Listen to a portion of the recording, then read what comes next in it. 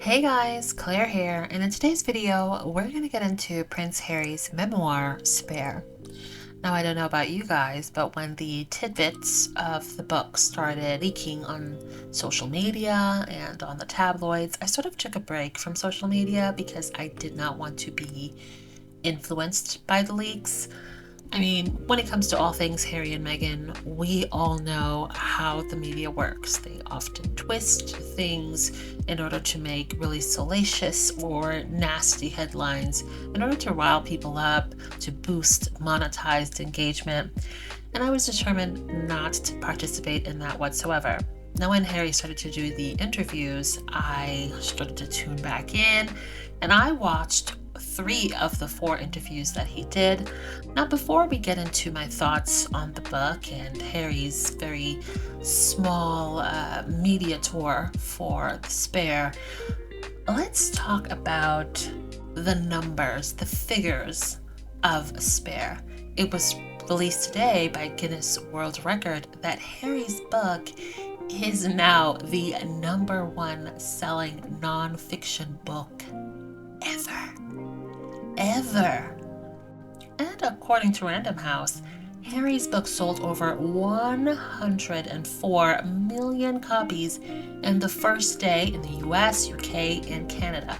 I believe it was about 400,000 in the UK the last time I had checked.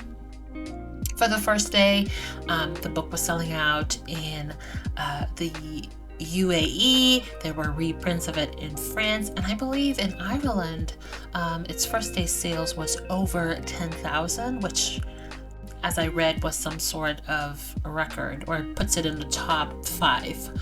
So, massive amount of sales for Spare, and that's considering the UK press and some in the media really trying to discredit the book, the leaks, and trying to twist the stories. And all the weeks before the book was released, you'd have people like Valentine Lowe saying, oh, by the time the book is out, nobody's going to care. It's not going to do well. Well, I mean, #1 seller nonfiction book ever?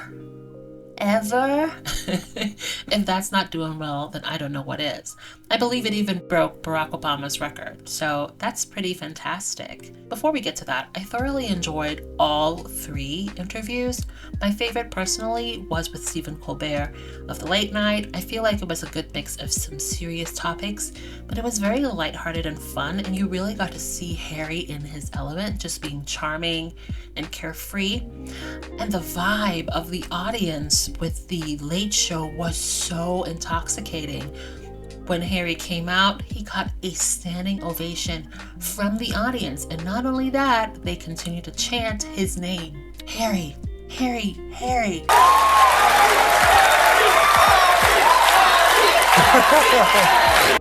So it was quite wonderful. Right after that episode of The Late Show aired, I saw a couple of people who were in the audience, some of which included veterans, talking about being there and meeting Harry or seeing Harry and how pleasant he seemed and how much of a good time that they had. So I really, really enjoyed that interview.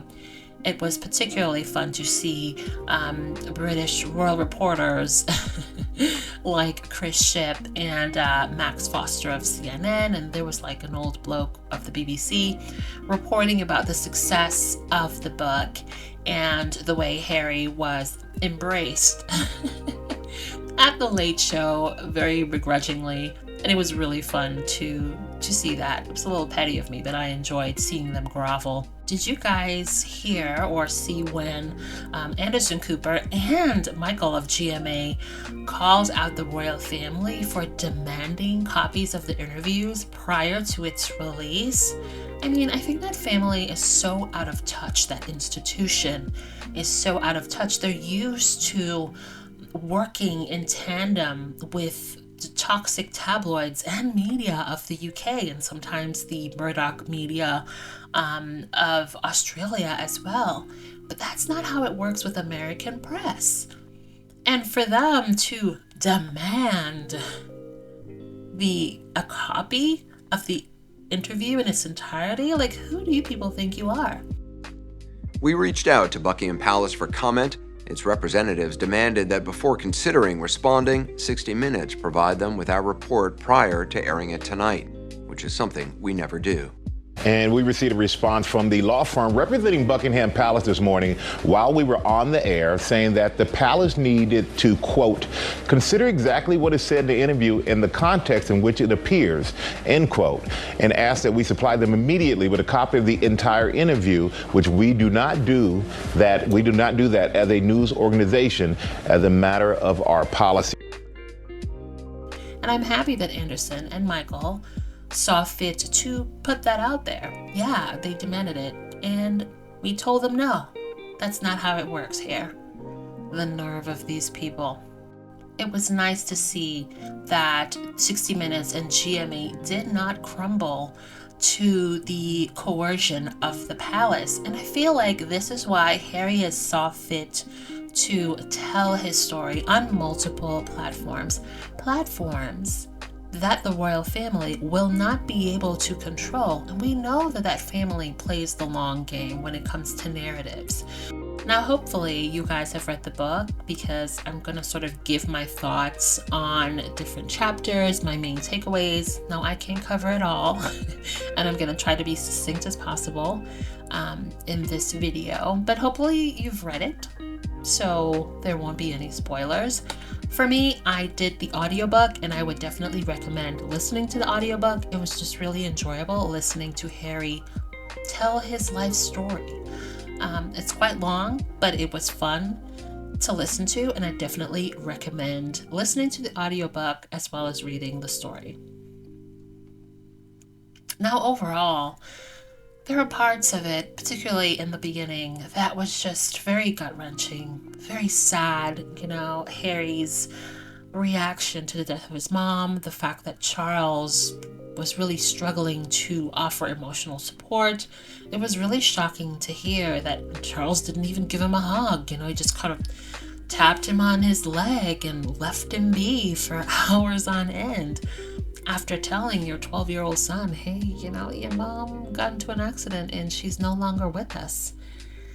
But, you know, as Harry said, Charles has an issue with showing emotion, apparently. Wow. So sad. Also, it's very interesting to me that a lot of the stories told about Harry over the years are tinged with lies. And the most mundane things. I mean, even the story of him about rehab, saying that he never went to rehab. And they decided to put this story out there in order to rehabilitate Charles's image. So Charles has a long history of throwing his children under the bus, but specifically Harry, who is, you know, the spare, to get good PR. And we see, or we've heard, that Camilla does the same. I love how open Harry was with talking about his relationships with his family. I feel like he was very endearing and showed a lot of grace to his father. Thing that stayed with me is the way he would constantly talk about his father, referring to him as darling boy. It's so sad because it feels like, and I can't speak for Harry, but to me, and let me know if you guys get this, it feels like Harry doesn't care about getting the attention or acceptance from the king, the monarch. He doesn't care about getting the exception or acceptance from the heir, you know, William. He wants his family to see him, to try to understand him. The familial bond is what Harry craves most. And from what I can tell, or what he's said, is that William and Charles, above all else, puts the crown at the top. And they're determined to see Harry's situation as something that is detrimental to the crown. So they're just not willing to try to work things out, to try to meet him halfway. Like I said, it was so sad, the fact that he couldn't accept that his mother had died, and he genuinely thought that she left, she was in hiding. And I mean, we know that Princess Diana ever since she got married to Charles, like her life was never the same, and she was hounded by the press, and not just the paparazzi. The tabloids were going in on her with the same amount of vigor that they're going in on Meghan in today's society. So could you imagine how bad things was, to the point where a 12-year-old will in his mind think, well, you know, things are so bad, maybe she just really needed a break and she'll be back. That broke my heart. Now, him talking about Camilla, like, I don't know if I anticipated that. I remember a couple of months ago when, well, not a couple of months ago, but whenever the book, the statement that the book was going to be a thing came out, you see a lot of these royal reporters losing their minds over Harry's going to say stuff about Camilla. And there's a couple of us who are like, well, Harry's never really said anything about Camilla, ever. So why do they assume all of a sudden Harry's going to go in on Camilla unless they know that there's something that she has done or said that would warrant Harry exposing her? And so say, so done. Camilla joined in on Charles, and as Harry labeled her, dangerous. You know, using certain people, throwing certain people under the bus for good PR in order to rehabilitate her reputation. And you wrote, I even wanted Camilla to be happy. Maybe she'd be less dangerous if she was happy. Mm-hmm. How was she dangerous? Because of the need for her to rehabilitate her image. That made her dangerous? That made her dangerous because of the connections that she was forging within the British press. And there was open willingness on both sides to trade of information. And with a family built on hierarchy, and with her on the way to being Queen Consort, there was going to be people or bodies left in the street because of that. Harry says over the years he was one of those bodies. He accuses Camilla and even his father at times of using him or William to get better tabloid coverage for themselves. Prince Harry writes, Camilla, quote, sacrificed me on her personal PR altar. And it's so funny that a lot of the things that Harry and Meghan says, like, it's like the royal family is determined, or like, are they stupid? Are they slow? Do they need better people in charge of their PR? Maybe they don't listen to the advice of the people that do their PR? Because I feel like every time Harry and Meghan make revelations, therein soon after you see the royal family and the royal reporters in the UK media proving their point for them. I mean, look at the Camilla situation with Jeremy Clarkson and Piers Morgan. I mean, Harry said, yeah, they're working with the press. You know, they forge close relationships with the press in order to exchange good stories for bad stories of other people. They leak, they plant stories. And people started paying attention. And now when Harry called her dangerous and like really openly called her out, you know, you see people from the royal establishment saying, you know, well, the royal family is maintaining dignified silence of all the horrible attacks levied against them and the institution from Harry and Meghan.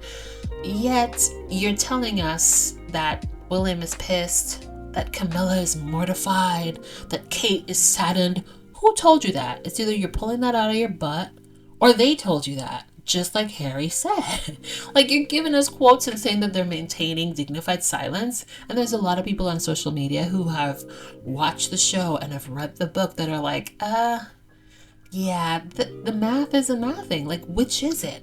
Just admit that they leak, you know? Which to me is like so insidious and cowardly, the way that Harry's family will leak these stories and pretend that they're innocent. And when they're called out on it, well, I don't know why Harry and Meghan would say such a thing. We would never do that. Yeah, you have. And there are lots of royal reporters who have openly admitted that you do that. And you have done that for years. Right?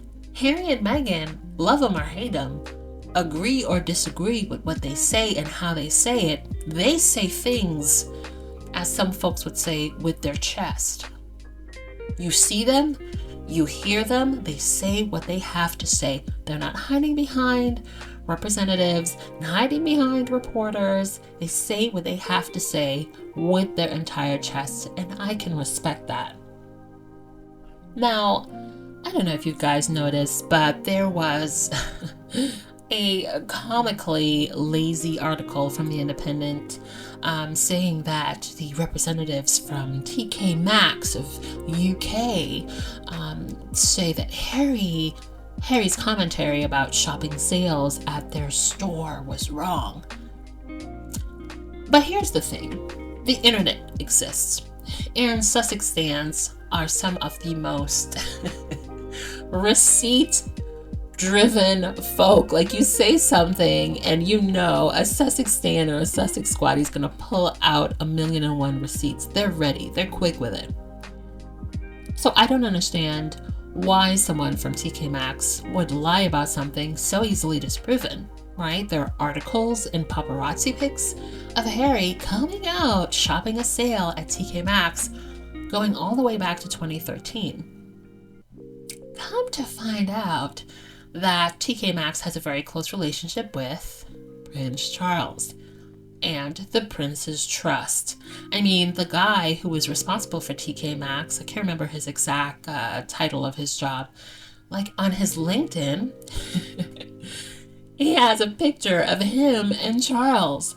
So clearly, the palace, again, has its hand out there trying to control the narrative. And if you really pay attention and you sit and you look at almost every nasty story that comes from the British establishment about Harry and Meghan, there is always a one or two connection to the palace, to somebody in the palace. Now, that Independent story, there's two connections. One to Charles, like we said, the guy in charge of TK Maxx has a relationship with Charles, has a relationship with the Prince's Trust, but the person, the editor, or the new editor of The Independent, is a friend of Camilla. Yep. Camilla has been behind the scenes, fostering friendships with so many powerful people within the British media. It's insane that she's been stuck behind there, working ever so diligently to rehabilitate her image. One of the things that shocked me was Harry's revelation that Camilla, or somebody within the team of Camilla and Charles, were the ones who leaked the affair story when it relates to Prince William. What? I did not see that one coming. And it's such a shame that William did not see fit to see an ally in Harry. Now, I'm going to get to that later on in the video, but if you look at the composition of the people who are currently working royals, there's a lot of folks who are quite elderly, right? William and Kate are the only people within their 40s. The kids are still young, so it's going to take a couple years before they'll be useful as it relates to working royals. What a missed opportunity to have a very charming couple like Harry and Meghan going out there and representing the institution. Harry would have been William's ultimate wingman. But no, they couldn't do that.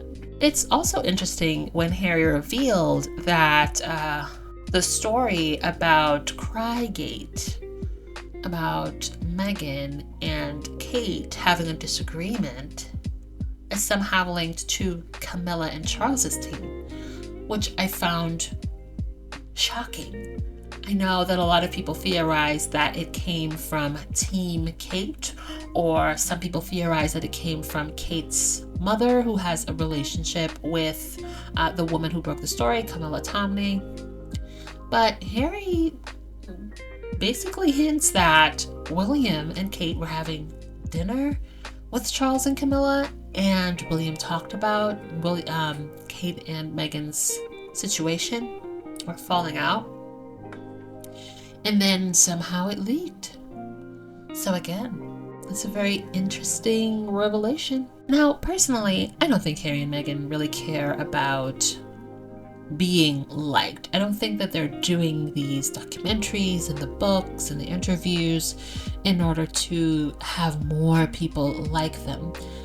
Now, I could be wrong, but for me, it sort of feels like they want people to pay attention to the source of the information that they consume. It's no surprise that Harry absolutely hates the UK press. It's no surprise that Meghan is distrusting of the press. But they want people to know that, yes, the press is horrible, but the press works in tandem with the firm. And not only does it work in tandem with the firm, it works in tandem with the family. So when you see stories saying, Buckingham Palace declined to comment, Kensington Palace declined to comment, it's dignified silence, it's never complain, never explain, that's BS. They're complaining, they're explaining, they're planting, they're leaking. It is the words of the family and the institution. And I feel like that has connected with a lot of people lately. Just seeing people's conversations on social media after having watched the Netflix documentary, and now with the interviews that Harry has done on American TV.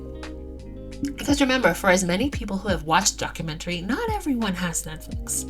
Not everyone wants to sit around watching 6 episodes of a docuseries, So I think it was brilliant of him to do the interviews, not only to do press for the book, but to also put out those key talking points for the average person who probably doesn't pay attention, who probably doesn't have a Netflix, who probably didn't watch the documentary, to understand and recognize how the palace works with the press. Now, in response to the spare, remember, the royal reporters said that the family is maintaining dignified silence. Yet, soon enough, we saw articles.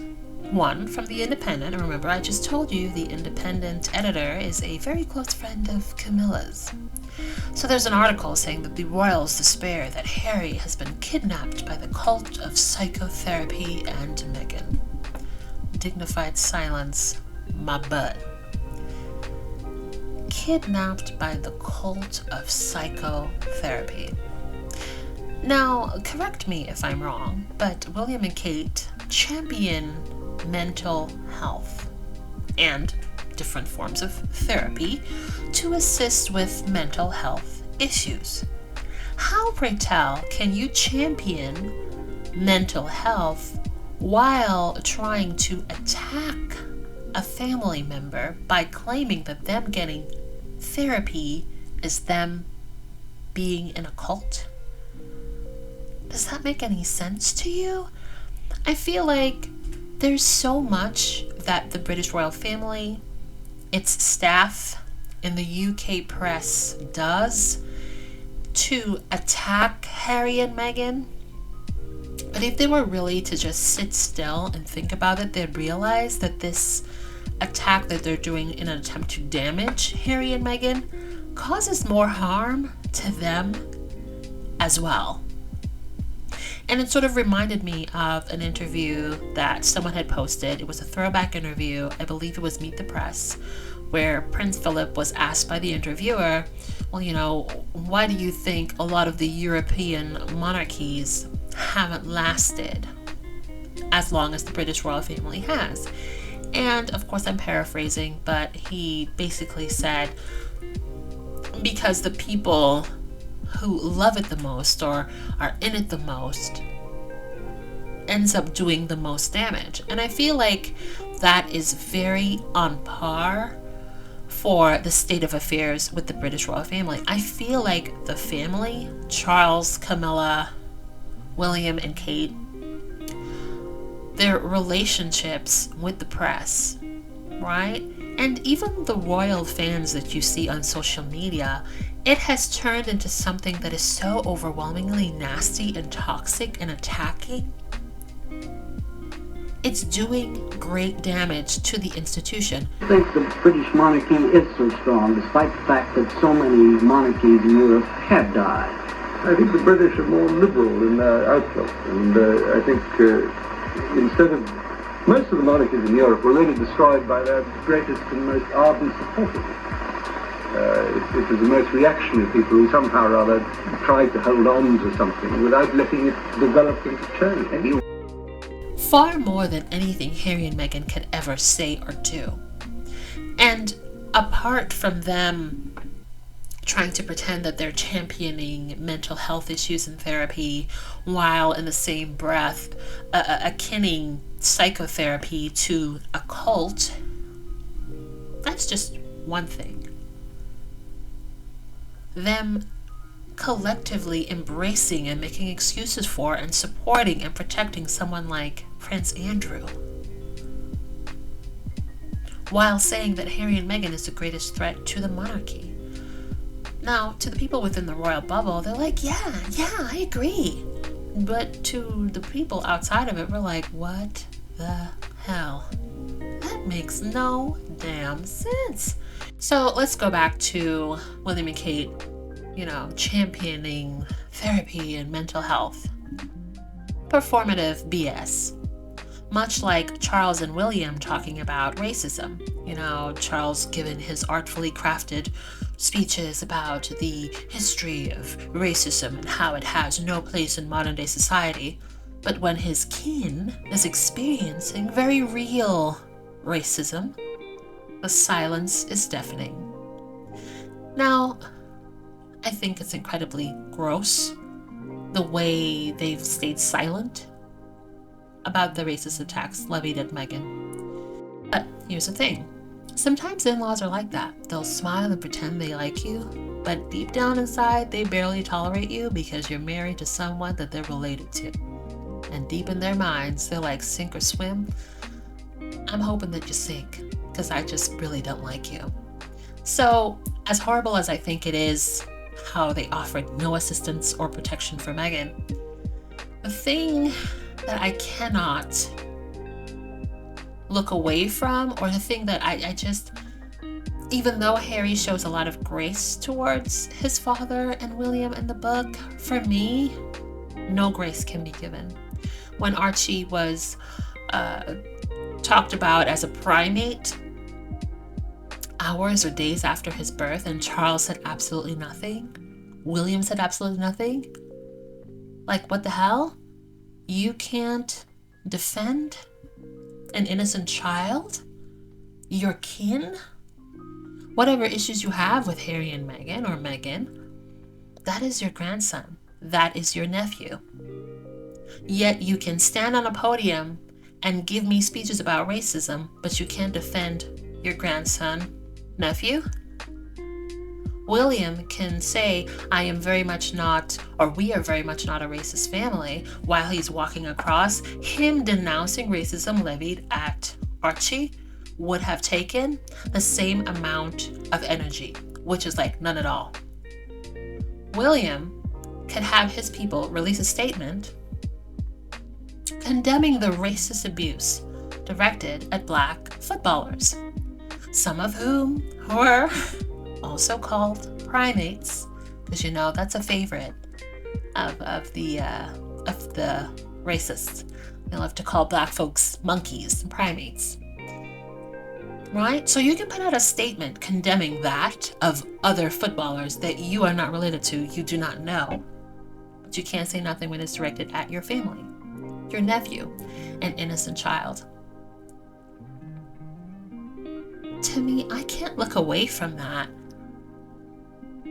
There's nothing redeemable when it comes to William and Charles and how they've chosen to stay silent as things like that happen. And if you look under the verified and official pages, social media pages for the royal family, Clement's house, Kensington Palace, Buckingham Palace, well, that's royal family. The comments section is a cesspool of some of the most disgusting, racist-ish directed at Target 1, Meghan, Target 2, Archie. And these comments, some of the most vile that I dare not add on the screen for you to view. stays there for months on end. There is no sort of moderation. But have someone say something nasty about Camilla, those comments disappear real quick. Or the comment section is sort of like, when they sort of limit the amounts of comments that can be put up. Right? Performative. Kate is supposed to be a champion of mental health of pregnant women. Megan didn't want to live her life anymore at the height of the abuse when she was pregnant. Kate offered no assistance. Not at all. Not even some friendship or lovely words. And they knew about it. So anyone coming here and telling me, well, maybe Kate didn't know. Everybody knew. Valentine Lowe, a royal reporter, openly admitted that the palace let them know that Meghan was going through it. She was there, deeply depressed, in tears. So everybody knew. If the royal staff members, the aides and courtiers, those unnamed palace sources can tell a royal reporter, best believe everybody in that place knew. And they offered her no assistance. Just as Camilla is supposed to be championing violence against women, stays silent when Jeremy Clarkson says some of the most vile and violent-ish directed at Meghan. And not only did she stay silent, homegirl was out here partying with Jeremy. He is her friend.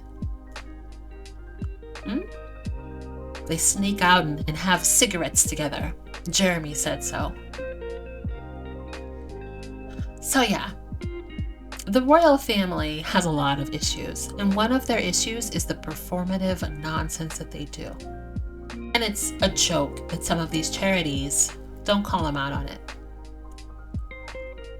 Insanity.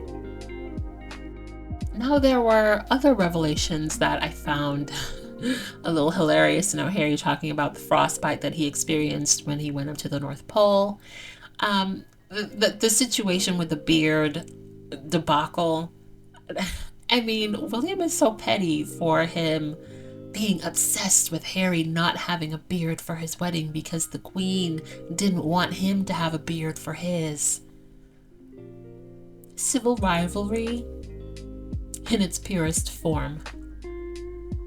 I loved that Harry shared the discourse between Meghan and William and Kate, where Kate was moaning about Meghan making a comment of baby brain, which, I mean, I could see to a certain degree how maybe it's a cultural difference, but to me, in the US, we don't really make a big deal about baby brain.